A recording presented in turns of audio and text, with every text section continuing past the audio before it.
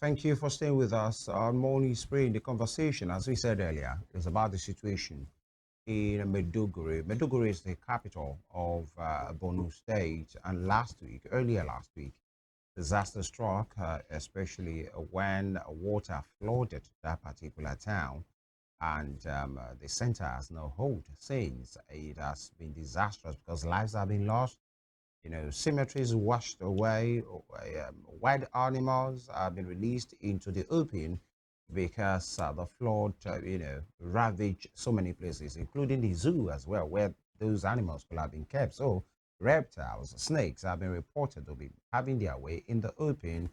And not just about that, the situation of the people of Maiduguri and its environs right now, the humanitarian crisis that has happened, that has erupted, people losing their houses, buildings submerged, cars, vehicles submerged, roads washed away, farmlands, hectares of farmlands washed away. And this is the situation. And of course, it's the unhygienic nature of what we are seeing. Yes, IDPs have been created in some places to harbor these people and take care of them in the interim, but the situation is quite alarming, and we're trying to see what really happened. The initial information we had was the busting of the Alau Dam, quite a significant dam in that part of the country. But the minister, of water resources and sanitation, while condoling with the people of Borno State and in fact the whole of Nigeria, said it's not about the busting of the dam, that maybe it was a climate change situation. Nigerians are saying, wait a minute, what exactly do you mean? But then to speak to this matter, maybe it could have been prevented. The situation, maybe it was quite preventable. We will be speaking rather with a meteorologist this morning, Mr. Umar Tanko, better still, Dr. Umar Tanko. He is speaking to us this morning virtually, and we have him with us right now. Dr. Tanko, good morning. Yeah, good morning. Thank you very much. Yeah. Yeah. How did we get here? Let me ask you, as a professional, top one for that matter, because the initial information was about the busting of the dam, the collapse. But recently we'll be hearing maybe it was due to climate change. That was the position of the government of the matter, to say it was excessive rainfall that made the dam to overflow. But you are the professional here. Give us a sense of how we got here. Yeah, well, the issue of flood, generally, for now, experiencing, has a lot to do with the climate change. Particularly, it's not only the issue of the climate change, it also has to do with the structural things in dam. Flood excess water on the ground when the ground is saturated with rainwater. When the ground cannot go on flows on the surface, area. So that cause, particularly in this case, is because of the structural problem. It been to contain the excess water. Dr. Tanko, can you hear me? Yeah, I can hear you. Yeah, that connection is not too good. I just have to reconnect with you so that we can hear you clearly. And that is because this conversation is one kind that we must have clarity on, especially the nature, the ruins that we are seeing. You could see in some of those pictures there how water has flooded almost everywhere. And you could see when you go online to see some pictures, Evelyn, you will see. I saw a particular one this morning of somebody in the middle of what is happening, just trying to find a rest. In fact, that's the way I'll put it. You're just sleeping on a bench and the water, is underneath. This is the situation. Dr. Tanko, can you hear me now? Yes, I can hear you. All right, I think it's better now. You are trying to make a point. Please go ahead, sir. Yeah. So as I was saying, there are two issues. Climate change in one side and the structural problem of the dam in the other. Already we have been experiencing the issue related to climate change, increasing, the rate of rainfall, leading to flood. We have different kind of flood. We have meteorological flood, we have hydrological flood, and also have urban flood. So but this flood is we can say is hydrological, because had it been the government is able now to retain water within the dam, this flood will not be, will not be as devastating as we are witnessing now. It will have been just a meteorological one, maybe due to the excess rainfall. So the volume of water will not have reached this level. But because of the structural problem of the dam, now we are in this mess. And it's quite, it's a painful one to see, especially with the pictures and the images that we are displaying on our screen right now. It's a very, very painful one. You have said the issue of climate on one hand, and then maybe the maintenance of the dam, because there are some reports that some persons have been saying these particular dam should have been maintained. And in fact, we learned there was a committee or some persons who went for assessment of that particular dam, and they said there is no problem before it overrun at this particular. Now, these images that we have right on our screen is maybe when the water has even receded, because initially it was more like this, but nobody could even cross, and this has gotten people. Now, I'm talking about the culture of we professionals, people at the end of affairs, taking responsibility, because maybe we don't know. You are the professional, say maybe this is preventable. Yeah, the climate change, we might not have power over that, but maybe there are things that we could have done, because there have been the Nigeria Meteorology Agency, the agency in charge, have been eager to be releasing statements, warning statements, that some states that have been put on red alert, that they should take charge, they should take care of, infrastructures, or maybe evacuate people. Do you think this is preventable, or it was preventable? Maybe this shouldn't have happened if actually we have really taken charge. Yeah, I think it's preventable, especially when you look at the loss of life, the properties, and whatever. You can't prevent the flood, but you can reduce the devastation caused by the flood. So there is what we call the early warning system, and there are 4 mechanisms attached to this system. First we have disaster risk knowledge, we have the detection, observation, and forecasting, we have warning, dissemination, and communication, then we have preparedness and response. These are the 4 keys involved in the early warning system. So in our capacity, as NAMED, what we usually do is that we take charge of the detection, observation, and forecasting. We usually forecast, and we give out this forecast almost in daily basis. And there's an high impact weather forecast that we give recently about areas that are susceptible to flood because of the amount of rainfall that we are expecting to get in those areas. So Borno, Jigawa, Kano, Sokoto, all these areas have been forecasted, and warnings have been given out. That's the level that we can perform our duties. So, but other part, for example, if you look at the disaster risk knowledge, that was supposed to be taken care of by the National Orientation Agency and maybe the radio and whatever. And as far as I'm concerned, that's the area that we are lacking. Because if you look at the other 3 areas, detection, warning, dissemination, and preparedness, all these things have been done properly. But there is no adequate knowledge. People are not being informed about the danger of this. So there is no what do you call it, proper response before the occurrence of the flood. So had it been we have those mechanisms in place properly, there won't be the loss of life that we have experienced and the kind of damage that we have experienced this time around. And it's way, way, way bad. Yeah, even.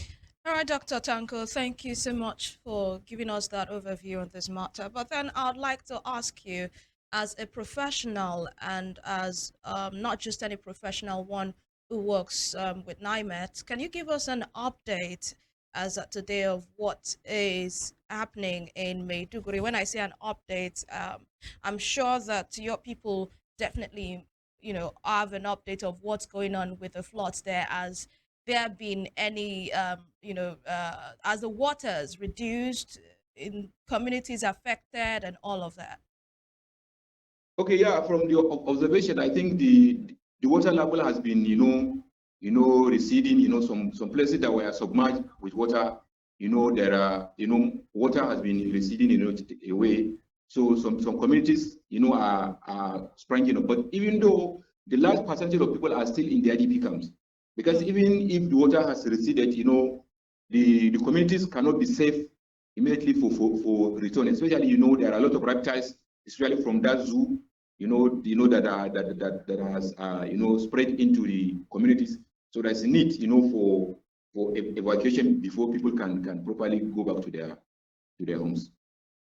All right, so the government, is saying that this flood has nothing to do with the Alau Dam, that it was as a result of climate change and it's just a natural disaster. But you this morning has said it's not just only natural, it also has to do with the dam. I want you to, speak more on that so we know exactly what we have in our hands.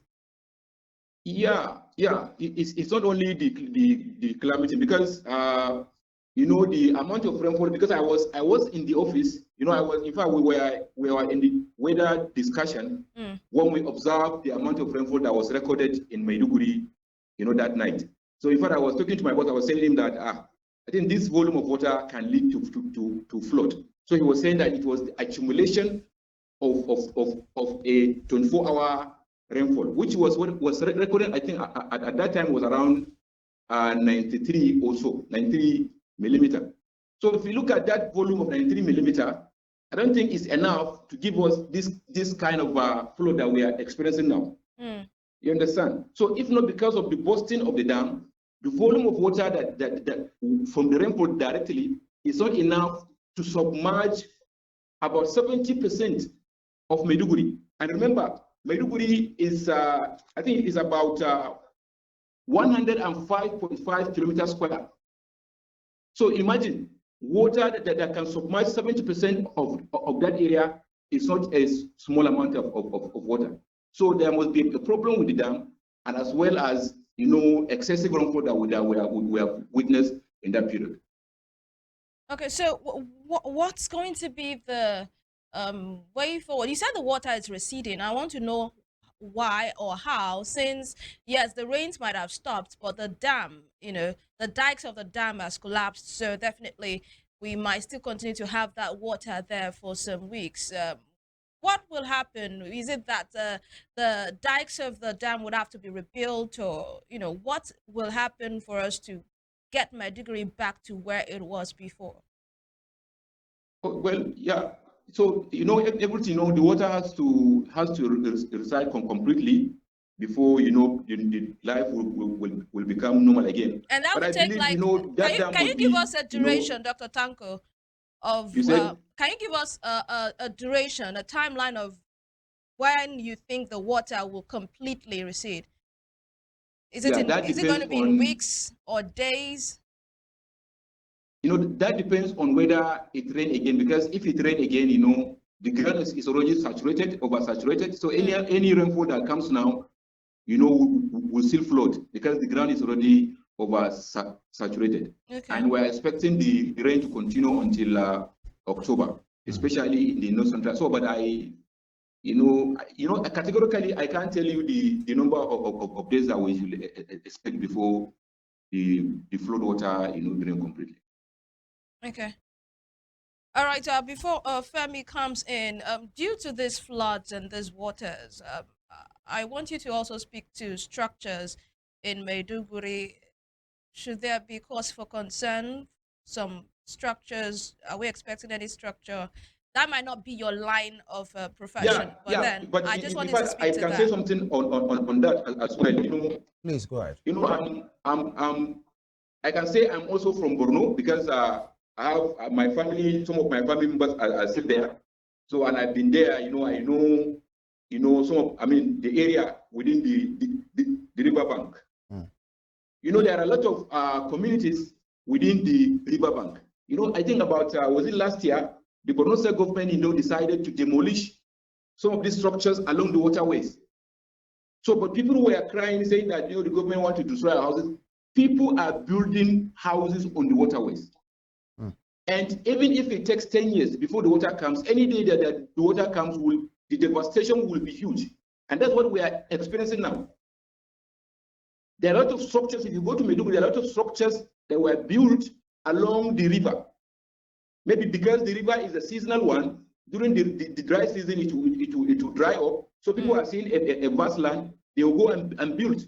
So by the time that the rainy season comes, and it will just float into their homes. So there's need for the government to be very proactive and make sure that those structures are being demolished so that there will be enough way for the water to flow when it rains.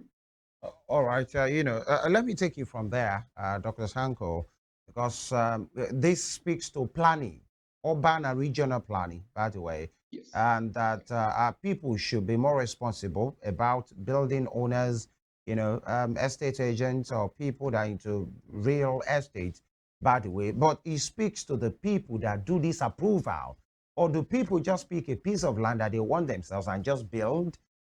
Are they not supposed to be plans? Are they not supposed to be approval from the town planning authorities in each local government and in the state? And it's not just because of the flood that has happened. That's one thing that has been plaguing the entire nation as well. Maybe some states are quite overboard, but I'm not sure if there's any state that's even overboard. Even in Lagos, we have been seeing people who have been building on canals, and the state will come and then make the destructions.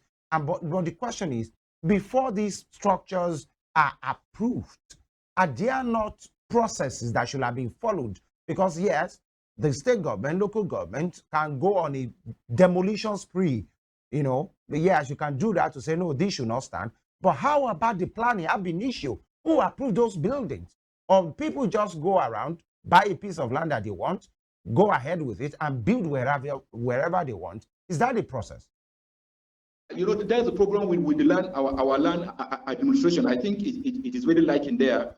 The people that are responsible, are just irresponsible. Instead of them, to do what is needful, whenever you just give a little money, they will just, look the other way and allow you to do whatever you want to do. But at the end of the day, the brunt is not on them, it is on you. You as a citizen that decided to build on the waterway. Because when the flood comes, those authorities are not there with you. So you as a good citizen, you're supposed to understand that what you are doing is wrong. If you can grab your way. All right, I think that line has gone bad. We'll try and reconnect again, because the question I wanted to even ask him now, is the fact that, he has established, Dr. Tanko has established that this could have been prevented. Because there have been warnings. And so it's not just a day or two. Yes, the climate change part, excessive rainfall, but then that's why we have science and technology. The warnings have been given. Maybe evacuation could have been done. I wanted to ask him, actually, when issues happen like this, what the role of NIMET, the prime agency, in handling this manner, when they give out information like this, is that where their role stops? Do they have the power of enforcement? Do they have the power of advocacy? Did they have the power to go ahead and educate people as well, not just to churn out the warnings? Because I hope we have him back so that I can answer those questions. And if actually they see as an agency, that this thing is not being adhered to, is there a way they can make a shout to the people? Because it won't just be about them to say, oh, we have done what we should do. And so people that, and then we have Dr. Tanko back. Can you hear me now, sir? Yes, I can hear you. All right, I was trying to ask this question, and let me ask you right now. That NIMET as an agency have been, churning out information. You have confirmed that.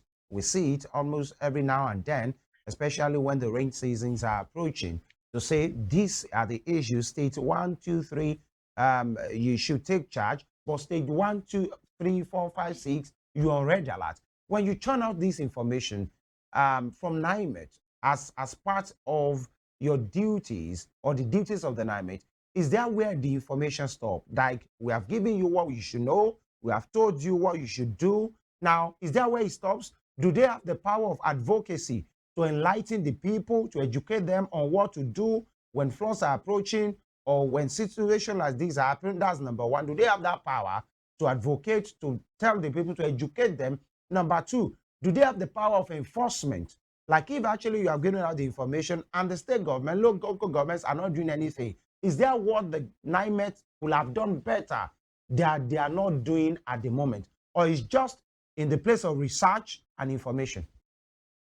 Okay, yeah, we are more of a research institution. You know, our duty is to prepare weather forecast and give it out to the public, aviation, you know, and other sectors. You know, we are a multi-sector agency where we are dealing with a lot of sectors: agriculture, you know, transport, you know, aviation, you know, marine, you know, and the public weather as well. All these units, they have their decks in NAMET, and they issue out, you know, forecasts in these sectors. So I think that's what we do.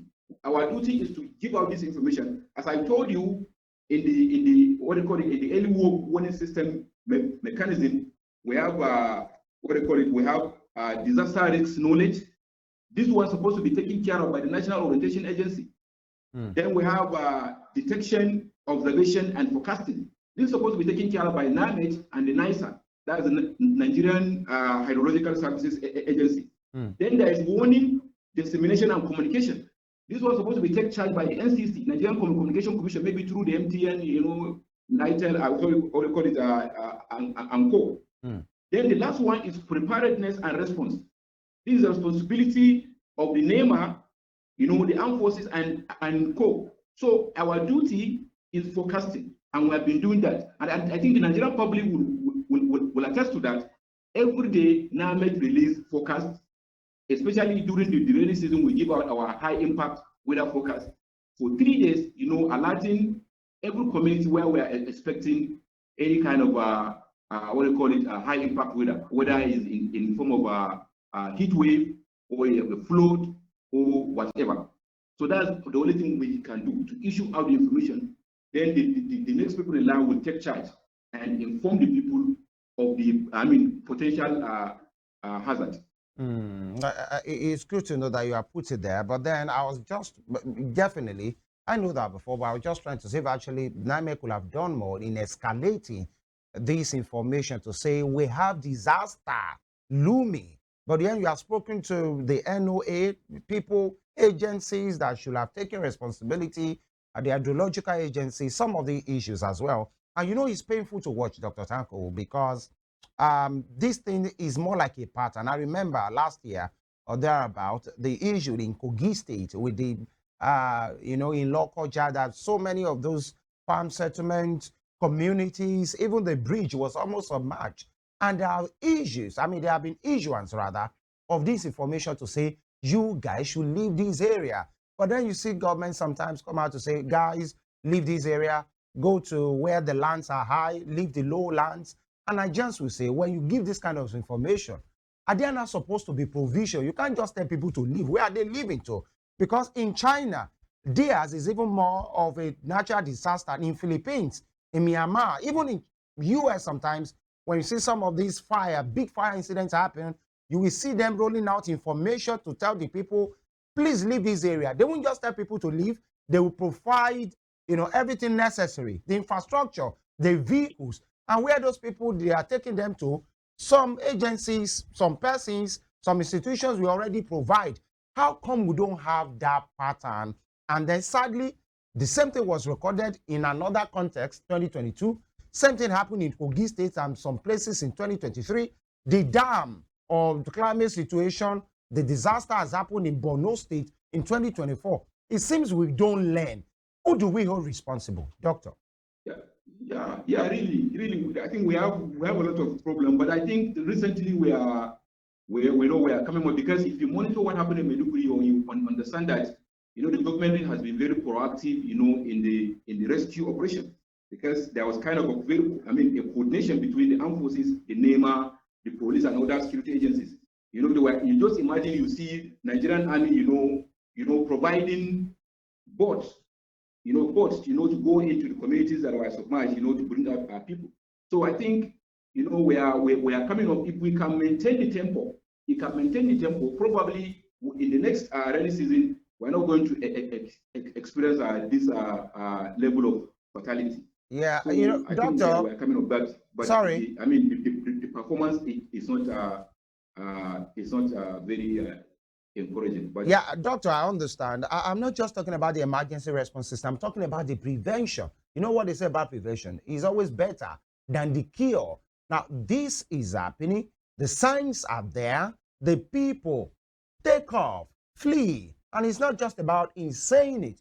It's about the government providing the leeway at local government level, at state government level, even if the federal government have to come in to evacuate the people so that when this disaster happens, it can be managed. I'm not just talking about the response system. I'm talking about the pattern of hearing information upon information, and people at the end of affairs, either at the local, state, or federal level, will not do what they are supposed to do. That pattern is what I want you to address. yeah, yeah, you know, as I said, you know, we are liking in that. But from what I said, you know, from the what do you call it, the early warning system that I've told you about, Yeah. the four pillars there, NAMED, we are doing our own part, and I think everybody has attested. NAMED and NISA we are doing because every day we release this. So I know it's now left for those people in authority, especially the National Orientation Agency, they can do better. They can do better to inform people on time, because issue of flood, weather-related disasters, you can't do the evacuation when it is happening. You have to evacuate people before it occurs. Because if you allow it to occur, there are a lot of fatality. So you have to evacuate people before it occurs. And you need camps. You can't just take people and take them to an open space and keep them there without shelter, without food, without anything. So there must be a kind of preparedness. The areas that we are expecting flood, that are susceptible to flood, we know them. Most of the plain areas, they are always flooding every year. So we know those areas. So communities along those areas, we can build makeshift camp, you know, so that when the flood is coming, they can be evacuated to those places. And when there's after the flooding, they can come back to their homes. So that's the only way. And government has to do more on that. Right. All right, Dr. Tanko, before we let you go, it is said that the flood actually affected 70% of Maiduguri. I'd like to ask you, for the 30% remaining, which areas are we looking at in Maiduguri that were not affected? These areas have dry lands, I assume. So if you can Yes. tell us the areas that really are not affected by this flood. Well, you know, the areas that are mostly affected are those ones along the riverbank. You know, Gwenje area. You know, if you look at all those areas, the GRA, you know, side, both the old GRA and the new GRA. You know, even up to around the post office area. You know, all those areas are submerged. So, but areas that are free, you know, are areas along the federal low coast side. You know, the Gomari side, airport side. Yeah, these are areas that are free because they are far from the riverbank, so the water, you know, will not be able to reach those areas. But all the areas along the riverbank, even the Show's Palace, the Show Bonos Palace was also submerged. So all those areas, and also the correctional center where the prisoners were kept. In fact, some of them were even, were reported to have escaped. Because I think I had in the Borno State Company yesterday was saying that they were afraid that some members of the Boko Haram that were detained in that facility were feared to have been, you know, escaped. So a large part of the area was submerged. You know, that was the only river that you have in Maiduguri. You know, what they call it, releasing it water into the Lake Chad area. Okay, so as it is now, we've had some contributions from the federal government, financial contributions now from the federal government, some well-meaning Nigerians. Federal government gave the state 3 billion naira. Alhaji Atiku Abubakar gave the state 100 million naira. All this money is put together. What do you think the government should prioritize at this time? Yeah, well, but also government, they have been in these humanitarian activities for long because of the devastation, you know, created by Boko Haram. You know, and if you monitor them, you see that they have their way of intervening in this kind of issue. So, but for now, I think what the government should focus on to make sure that the people are stabilized. there should be proper, food, shelter, sanitary things, because there are a lot of reports that some women, are having it difficult, especially those that are going in their menstrual period, are finding it very difficult to get sanitary material. So for this, at this moment, before the water recedes completely, I think they should focus on disability of the displaced population.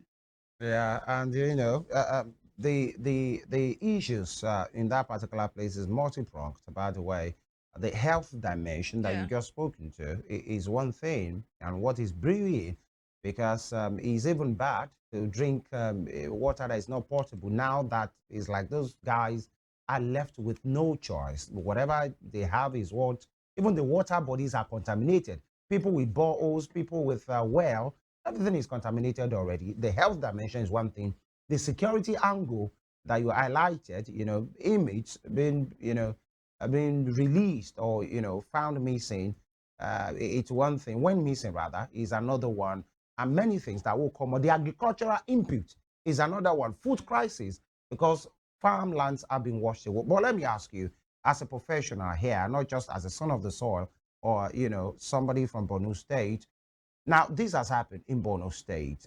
For education, for proper information, this is 2024. This year is still, we are still in September. The rains are still upon us, wreaking havoc in different parts of the country before. Can you help us with states that are prone, to some of these? It might not be a dam situation, but state that you could say they are on red alert right now, if actually you can recall any of them, so that the state government should take it, people there should take it as well, because one of the purposes of this program is for education. Are there states that are still in the red line? Yeah, I think the states that are in the red line now, especially from now maybe to the next few days, states like Adamawa, Taraba, probably Gombe and Bauchi, because what do you call it? Even the Benue is because of the river Benue, because the report recently has shown that the level of the water in the river has been rising. And if you can remember, in 2012 we have a devastating flood in those areas. So we are expecting the river to flood again. But I can't categorically tell you, the level of the devastation that we are expecting. But people should just be very careful and to be very on high alert. Make sure that they can make preparation on how to evacuate themselves when it occurs. Sokoto region also, most of these are plains in the north. We're expecting, flood, especially those in the riverbanks. Yeah, especially those in the riverbanks or along what do you call it, dams. Yeah. So also in the southeast also, we have areas also that are also susceptible to flood as well, because we expect this rain to last up to October, yeah, mostly. All right. To wrap it up, we've spoken about agencies of government should take responsibility. People in power should be responsible. The government side on one side, but how about the people? I want you to speak to us as a professional as we round it off. When these things are happening or when this information are given, what should the people do? People listening and watching you right now, what should they not be doing? What should they be doing? Either for prevention or when this rainfall are excessive, what should they do as a professional? Okay, I think first of all, I think I would like to tell people, I would like to talk directly to people, they should take us serious. They should take NAMI serious. Whenever we issue information, this information are not being cooked. They are products of an extensive research. A lot of investment has been made in NAMI to make sure that this accurate information are being released. And this information that we are releasing are not being cooked. They are real information. They are very critical, so people should take us very serious. And another thing is that people should be wary of dumping refuse in waterways. This is very important, because people will just be thinking that, okay, I will dump it here. When the rain comes, to wash it away. Where is it going to wash it to? Where is it going to wash it to? If you put water if you put garbage in a culvert, when the rain comes, to wash it into the water body. into the rivers, into the stream, and these refugees will go and dump in there, reducing what you call it, the volume capacity of those rivers. Right. So the water that should be retained by the river now will overflow and flow everywhere. So it's very important that we should find a way as a people of recycling our refugees, either by burning them or find any way of recycling. But we have to desist from dumping these refugees into the waterways. All right, I would like to thank you, especially Dr. Musa Tanko, Senior Meteorologist at the Nigerian Meteorological Agency. Thank you for your time, your submissions, and your professional counsel, I should say, this morning on the flooding happening in Maiduguri. Thank you. And we appreciate you for the work you're doing, all of you are doing at NIMET. Thank you. Thank you very much. Thank you. All right, that was the conversation, Right. and it was with a senior meteorologist, and like he said, people should be responsible enough And take to life serious. prevent situations like this. According to him, when NIMET churns out this data or gives some warnings, it's not like they are cooking something up just to show that they are working. They're actually working. Yeah, So we have to ensure that we take those warnings seriously, those data seriously, and prevent such occurrence. And we hope that we do not have something like this again in our country. We know there is a part of natural disasters, but if our state governments can get to work and be proactive enough to, forestall situations like this, it will actually be a great one. That's the show this morning. We appreciate you for being a part of our world. We'll make a return tomorrow for another interesting time on Morning Spring. Until then, my name is Evelyn Ohiolei. All right. Thank you very much for staying with us. Femi Ojo is my name. God bless Nigeria. And just like our researcher said, be responsible and, of course, take life serious. Nothing should be given to chance.